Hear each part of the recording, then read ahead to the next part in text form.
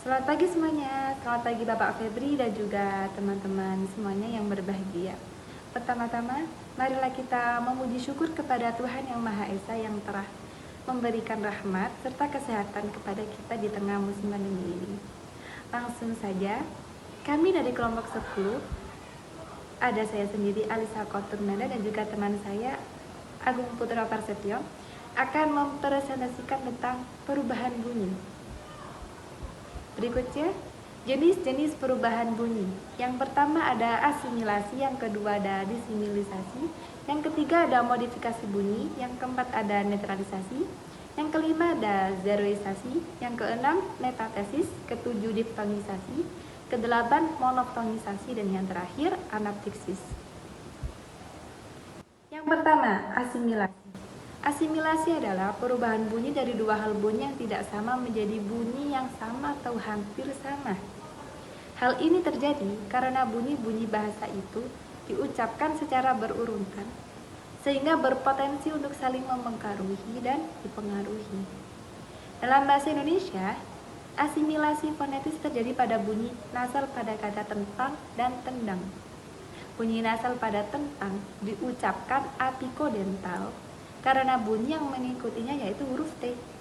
Sedangkan bunyi nasal pada tendang diucapkan apikoalveolar karena bunyi yang mengikutinya yaitu huruf D. Perubahan bunyi nasal tersebut masih dalam lingkup alofon dari fonem yang sama. Contoh simpelnya yaitu kata huruf Sabtu. Lazimnya dalam bahasa Indonesia kita ucapkan dengan huruf Sabtu, yaitu huruf P, bukan B. Dan yang kedua ada disimilasi. Disimilasi adalah perubahan bunyi dari dua bunyi yang sama atau mirip menjadi bunyi yang tidak sama atau berbeda. Contohnya, kata bahasa Indonesia belajar berasal dari penggabungan dua kata, yaitu ber dan ajar. Mestinya, kalau tidak ada perubahan menjadi belajar. Tetapi karena ada dua bunyi R, maka R yang pertama diperbedakan atau didisimilasikan menjadi L, sehingga menjadi belajar.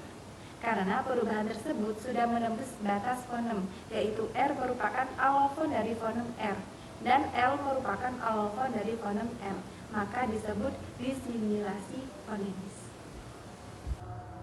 Yang ketiga ada modifikasi vokal. Modifikasi vokal adalah perubahan bunyi vokal sebagai akibat dari pengaruh bunyi lain yang mengikutinya. Perubahan ini sebenarnya bisa dimasukkan ke dalam peristiwa asimilasi, tetapi karena kasus ini tergolong khas, maka perlu disendirikan. Yang keempat ada netralisasi.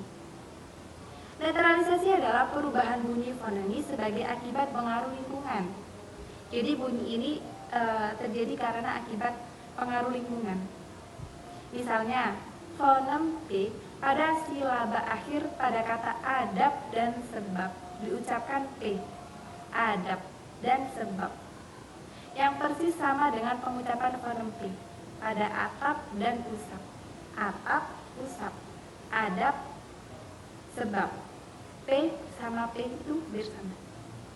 Mengapa terjadi demikian? Karena konsonan hambatan letuk bersuara B tidak mungkin terjadi pada posisi koda. Ketika dinetralisasikan menjadi hambatan tidak bersuara yaitu P. Sama dengan realisasi yang biasa terjadi pada fonem P.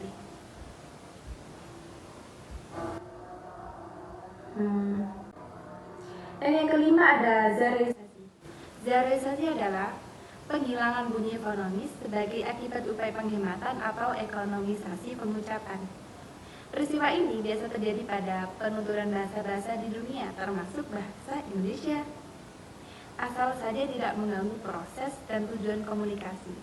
Jadi, zeroisasi ini sah-sah saja, asalkan komunikasinya berjalan lancar. Apa yang kita tuturkan itu tersampaikan dengan benar dan dapat dimengerti. Peristiwa ini terus dikembangkan secara diam-diam, telah didukung dan disepakati oleh komunitas penuturnya.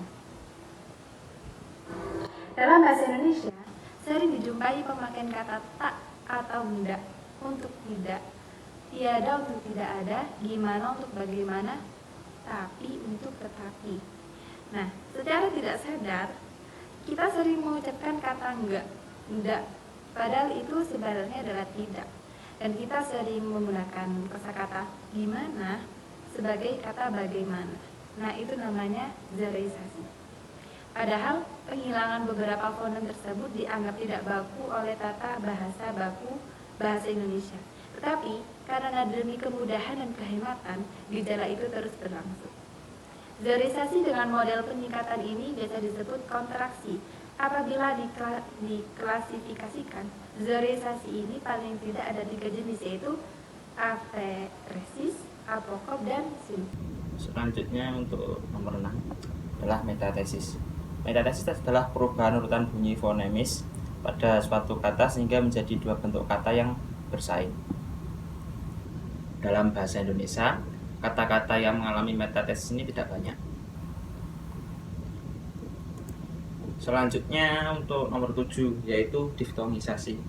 Diftongisasi adalah perubahan bunyi vokal tunggal atau monoftong menjadi dua bunyi vokal atau vokal rangkap diftong secara berurutan.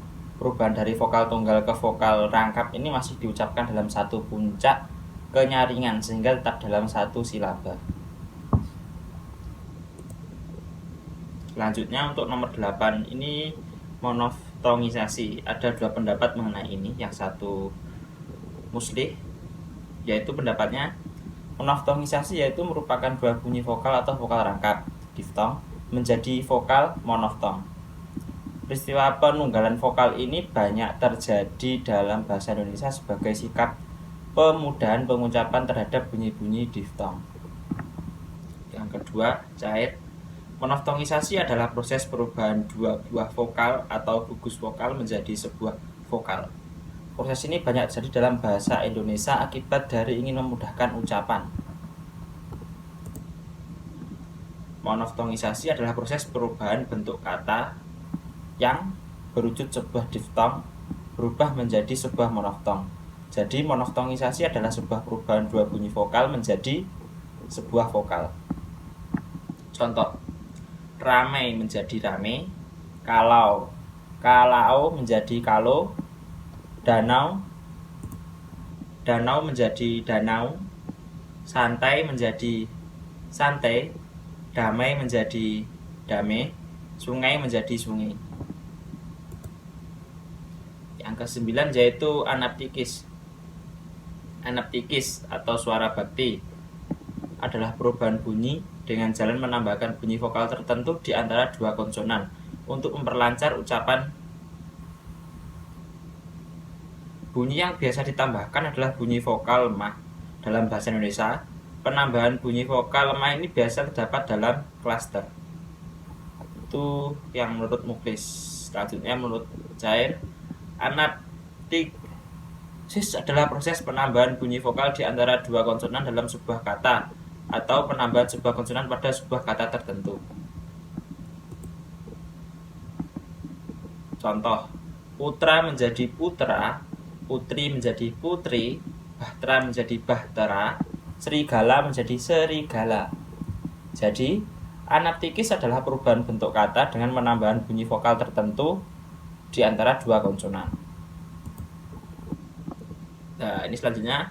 Anaptikis ada 3 yaitu protesis, epentesis, dan paragok. Protesis adalah penambahan bunyi pada awal kata. Misalnya, mas menjadi emas, empu menjadi empu, tik menjadi ketik. Yang kedua, epentesis. Proses penambahan bunyi pada tengah kata, misalnya kapak menjadi kampak, sajak menjadi sanjak. Yang ketiga, paragok. Proses penambahan bunyi pada posisi akhir kata. Misalnya hubala menjadi hulu balak. Sekian materi dari kelompok kami. Jika ada kurang lebihnya kami mohon maaf. Silakan kalau ada pertanyaan bisa ditanyakan di grup WA atau pada kolom komentar. Sekian, terima kasih. Wassalamualaikum warahmatullahi wabarakatuh.